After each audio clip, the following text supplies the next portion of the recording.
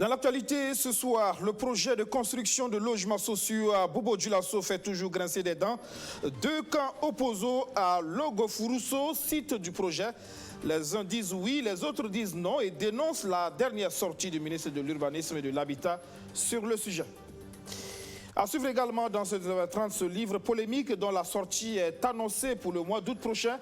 Docteur Salifou Diallo, le prophète redoutable, c'est le titre. Un livre hommage à l'homme politique décédé en août 2017 à Paris. L'auteur, le journaliste Dieudonné Soubega, y soulève des sujets sensibles comme l'assassinat de l'étudiant Dabo Boukari en mai 1990. Merci pour votre fidélité. Bonsoir et bienvenue à tous. Dans la région des Hauts-Bassins, le 6 juillet dernier, face aux populations de Logofourousso, favorable au projet de construction de logements sociaux, le ministre de l'Urbanisme et de l'Habitat affirmait qu'il n'y avait plus d'opposition au projet. C'est résolu, a dit Dieudonné Maurice Bonannée, mais visiblement on est loin de cette réalité puisque une semaine après cette déclaration du ministre, le chef du village de Logofourousso, Sibiri Ouattara, a fait savoir à la presse qu'il n'était ni de près ni de loin concerné par les déclarations du ministre. À Logofourousso, il y a donc toujours deux camps opposés, les pour et les contre ce projet qui devrait permettre de bâtir 900 logements sociaux. Qu'est-ce qui coince? Que reproche le chef de village au projet? Notre bureau régional a donné la parole aux deux parties, surtout Justin Dabiré. Logofourousso est un village de la commune de Bobo-Dioulasso situé dans l'arrondissement 6 à 10 km du centre-ville. C'est dans cette localité que le gouvernement envisage l'érection de 900 logements sociaux dans le cadre du programme national de construction de logements. Un projet qui divise les populations du village de Logofourousso depuis son annonce en 2017. L'actuel chef du village dit ne pas se reconnaître dans des propos du ministre en charge de l'urbanisme tenu le 4 juillet 2019 dans lesquels le ministre Bonannée affirmait que le problème de logements sociaux à Logofourousso était résolu. Et sa venue aussi du 4 juillet là a été vraiment une mauvaise chose parce qu'il a ignoré pratiquement les parties en face par rapport aux questions de terre. Alors le chef dit que effectivement ce projet là est venu installer la division au village. Parce que le champ qui appartient à une famille, là, il y a des gens qui vont donner leur caution pour la cession, contre l'avis des autres membres de la famille. Et ça crée la bagarre dans la famille et la division. Et cette division-là, lui, en tant que chef, il est obligé de faire ramener la paix. Comme il n'a pas trouvé de consensus jusqu'à présent au sein des familles, et que le ministre est venu dire qu'il y a consensus, lui, il n'approuve pas ça, quoi.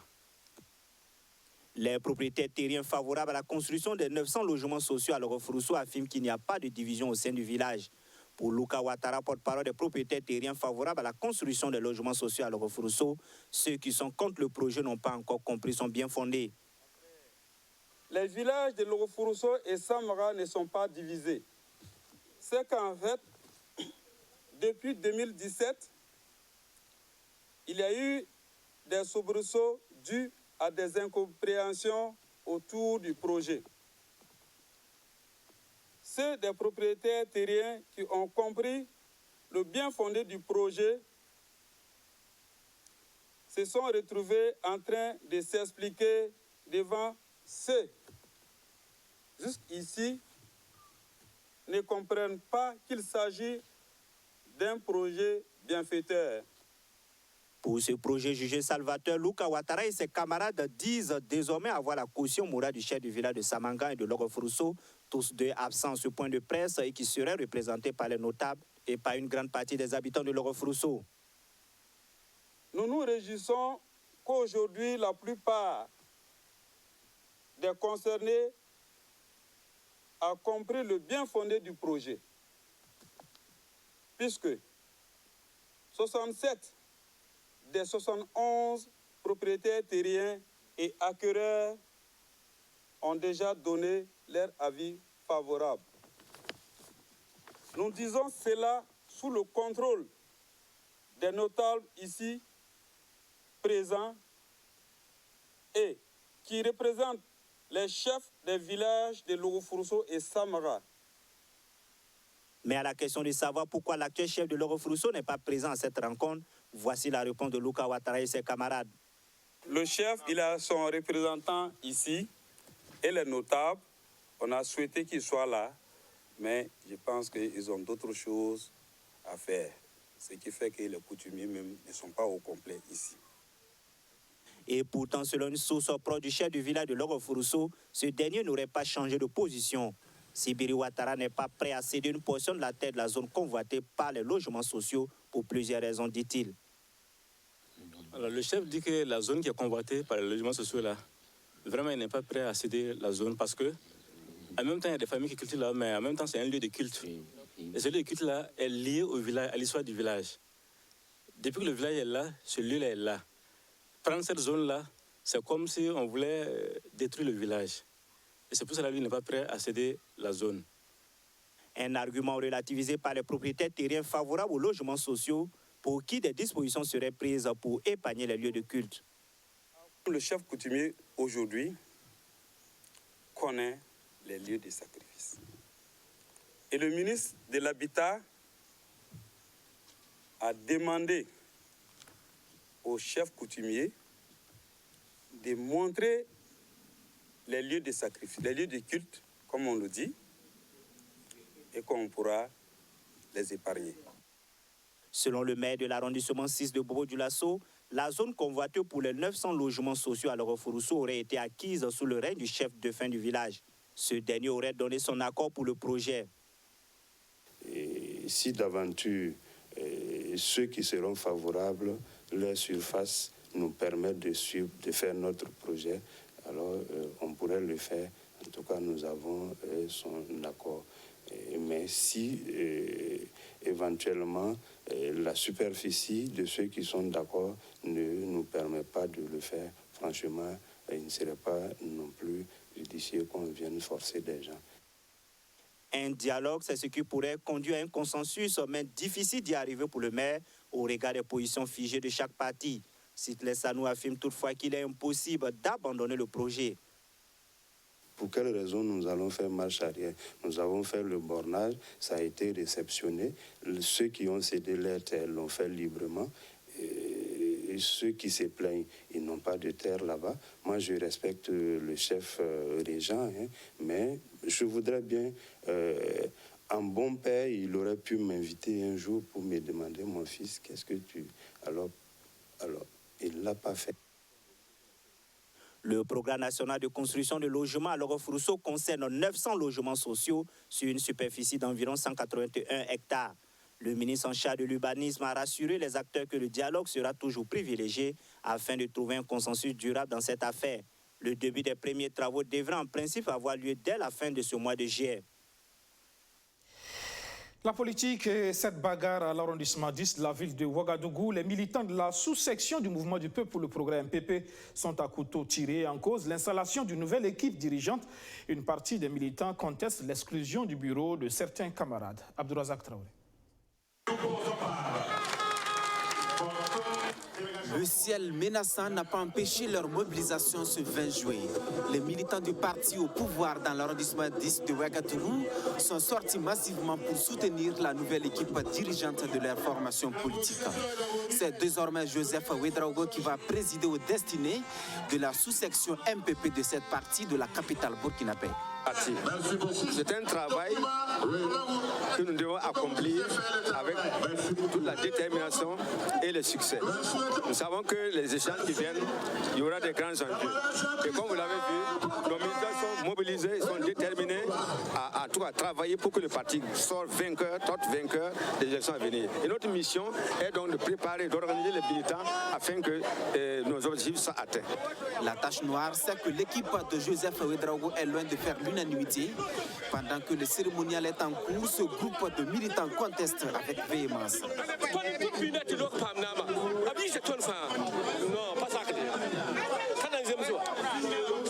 C'est nous qui avons travaillé à asseoir le pouvoir. Et maintenant, on nous exclut. Nous avons financé par nos propres moyens. Que le président se penche sur la question. Sinon, son pouvoir est menacé. Les élections passées, j'ai tout coordonné. Avez-vous entendu mon nom? Cette fois-ci, ils ont adopté une attitude que je ne cautionne pas. Que cette politique cesse. Parmi ceux qu'on installe, certains ne sont même pas capables de mobiliser 10 personnes.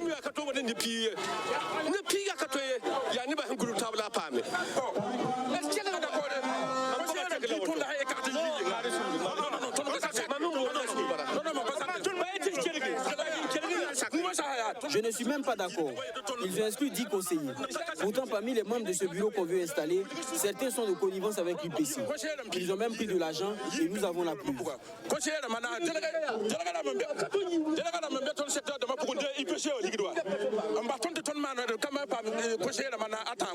Un Kwaka qui n'empiète pas la détermination du nouveau bureau de la sous-section. Le mouvement d'humeur est d'ailleurs botté en touche. C'est tout à fait normal, parce que c'est comme on l'a dit, hein, c'est comme ça, c'est difficile, tout le monde veut être responsable. Alors que les postes sont limités, c'est tout à fait normal. Mais c'est ça aussi, c'est dans un parti, c'est comme tout, comme ça. Il faut qu'il y ait beaucoup de personnes qui veulent être responsables. Et ça, c'est très bien. Et donc, moi, je pense que de toute façon, d'ici là, les gens vont se ranger, nous allons ensemble, main dans la main, travailler pour que le parti sorte grandi donc, de cette épreuve. Voilà. Et voilà. La sortie officielle est prévue pour le mois d'août prochain, mais déjà le livre fait polémique. Son titre, Docteur Salifou Diallo, le prophète redoutable, écrit par le journaliste Dieudonné Soubeiga. Il parle de mystère sur les circonstances de la mort de l'ancien président de l'Assemblée nationale burkinabé. Il émet aussi des doutes sur l'implication de l'homme politique dans l'assassinat de l'étudiant Dabo Boukari en mai 1990. Plus d'explications avec Sandrine Zougouri.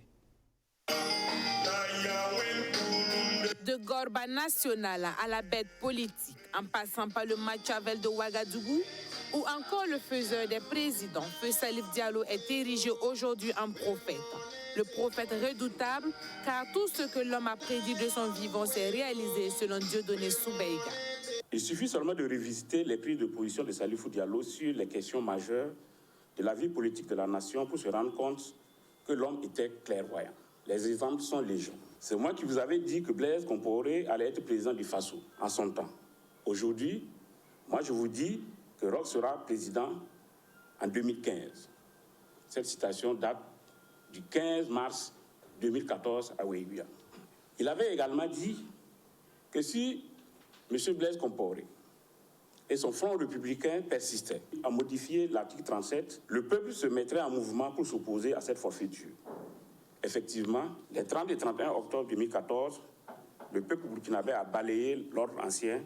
Cet écrivain journaliste s'est inspiré de 90% des citations de l'homme pour en faire un livre. Une œuvre faite de témoignages, l'auteur plonge les lecteurs dans les années 90, période historique pour la lutte estudiantine. L'étudiant Dabo Boukari est assassiné. L'homme politique Salifou Diallo est soupçonné, mais l'auteur Dieudonné Soubeiga a des doutes. On disait que ce Salif Diallo faisait partie des gens qui ont une responsabilité dans la mort de Dabo Boukari. Moi, j'ai eu la chance de le côtoyer, j'ai eu la chance d'échanger avec lui. Il savait que j'étais à Nef. Et il a toujours clamé son innocence. Salif me l'avait dit, mais en tant que journaliste critique, je ne le croyais pas. Il a fallu que le président du pays réel nous donne ce témoignage. Donc, je témoigne également dans le livre que Salif n'est pas responsable, ni de près ni de loin, de la mort de Dabo Boukari. Il ne peut pas être à la fois à Bamako et être responsable de la mort de notre camarade. Autre point important traité dans ce livre, c'est la disparition de Salifou Diallo le 19 août 2017 à Paris. Là également, l'auteur Dieudonné Soubeiga a des doutes sur les circonstances de cette disparition.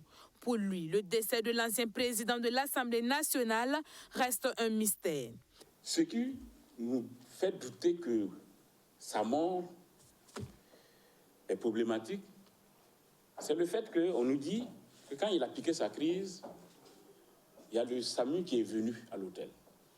J'aurais compris qu'on me dise par exemple que quand le SAMU est venu, ils ont commencé la prise en charge et on l'a mis dans le véhicule pour l'amener dans un centre de santé et il est resté. Pour moi, ça aurait paru logique. Mais on a dit non, que pendant 2 heures de temps, le président Salifou Diallo a été pris en charge par le SAMU à l'hôtel. Je n'ai pas compris pourquoi il n'y a pas eu d'autopsie. La dédicace de l'œuvre est prévue pour le 19 août prochain à Ouéguia, fief de Salifou Diallo. Ce document qui va sans doute apporter un plus à l'approche genre au Burkina Faso. Il propose des données fiables sur la question genre, des données fiables pour plus d'efficacité dans les actions en faveur de cette approche. Luc Pabegem.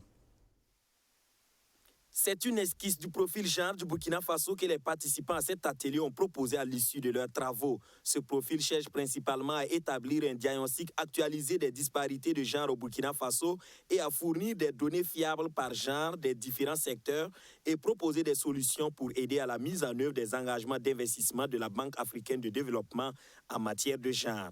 Le document est le fruit d'une collaboration entre le ministère de la Femme, de la Solidarité nationale, de la Famille et de l'Action humanitaire et la Banque africaine de développement.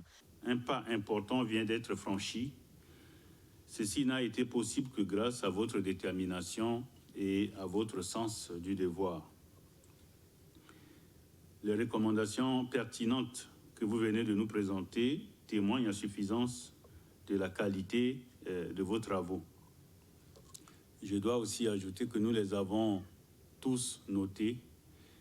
Nous y travaillerons ensemble avec vous, avec le gouvernement, la société civile, les partenaires financiers, mais également le secteur privé, puisque la question du fonds commun genre a été également posée. En tout cas, ce sont des questions sur lesquelles nous sommes prêts à travailler avec vous, à la fois dans le cadre de notre stratégie en cours. Le Burkina Faso a ratifié l'ensemble des conventions internationales en faveur de l'égalité des genres, pris plusieurs mesures et adopté la politique nationale genre en cohérence avec les engagements régionaux et internationaux. Si des progrès importants ont été enregistrés, de nombreux défis demeurent.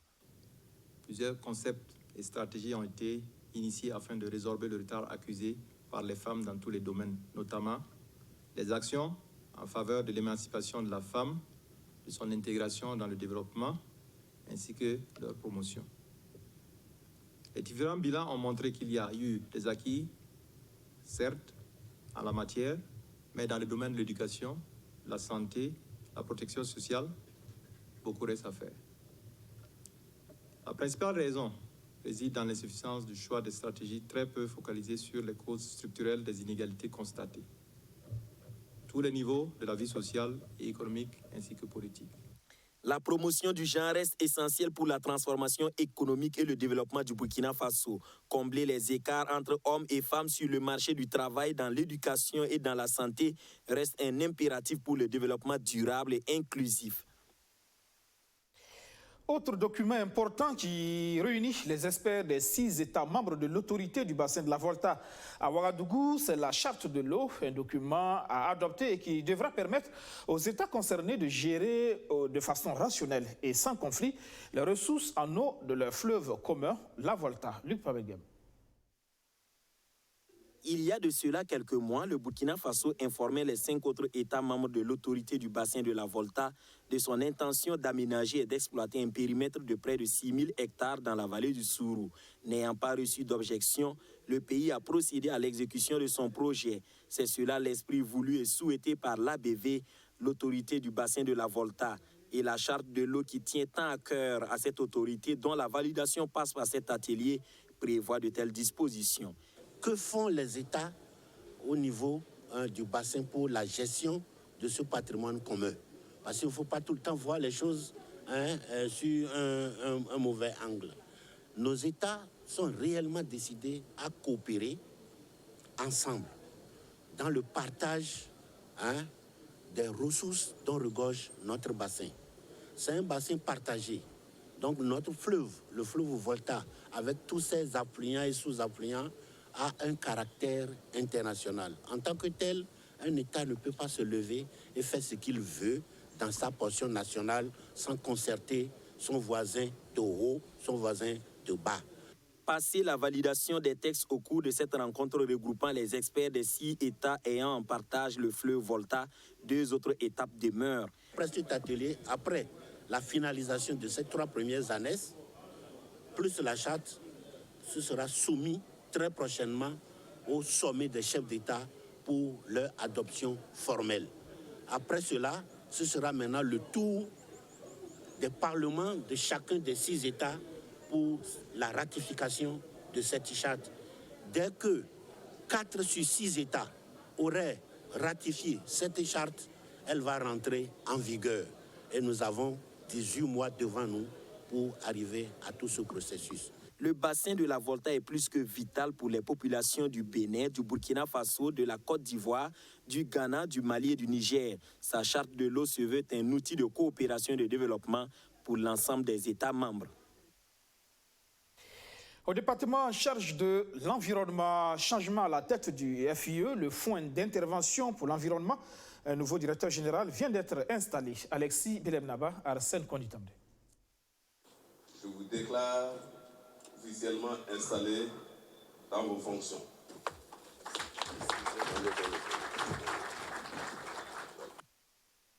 Installé officiellement ce vendredi 19 juillet, le docteur Jean-Marie Sourouema, le nouveau directeur général du Fonds d'intervention pour l'environnement, a de nouveaux défis à relever. Celui de bâtir un chantier de croissance économique respectant les normes environnementales grâce au Fonds d'intervention pour l'environnement au Burkina Faso. Ma mission sera axée autour des points suivants. Premièrement,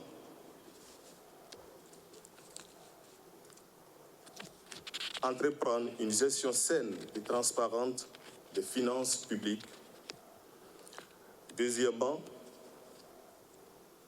conduire une mobilisation plus accrue des financements et des partenaires. Et je mettrai l'accent prioritairement à l'accréditation au Fonds vert pour le climat à l'horizon 2020. Aussi, dans le même chapitre, je travaillerai à mobiliser les ressources intérieures. Mon prédécesseur a parlé tantôt de la fiscalité environnementale. Ce serait un de nos chantiers pour mobiliser davantage de ressources propres au profit du Fonds d'intervention pour l'environnement.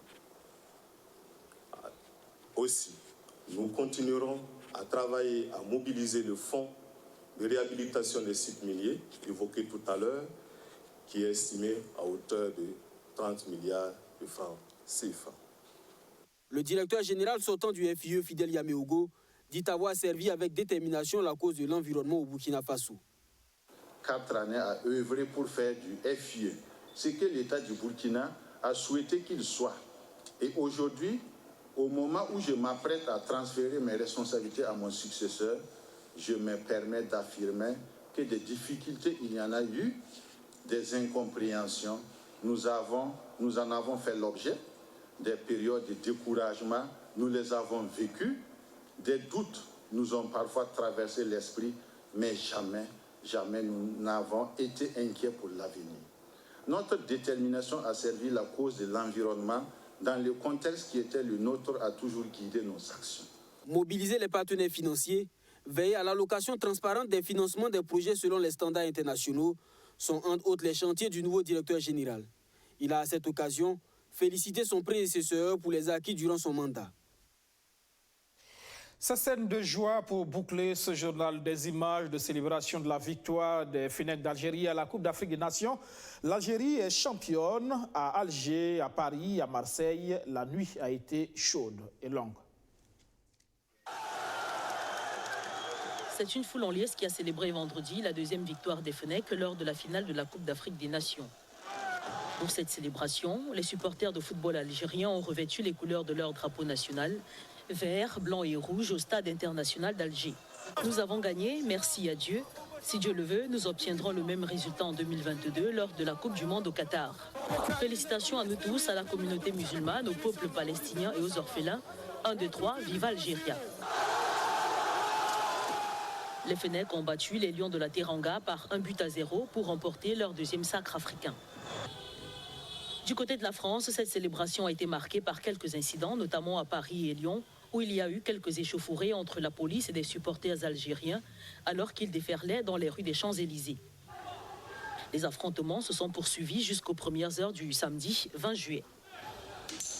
Cette édition qui s'achève, merci de l'avoir suivi. Excellente soirée sur notre chaîne. L'équipe du Douban, je vous donne rendez-vous demain à 19h30 pour le 7 Info. Bonsoir.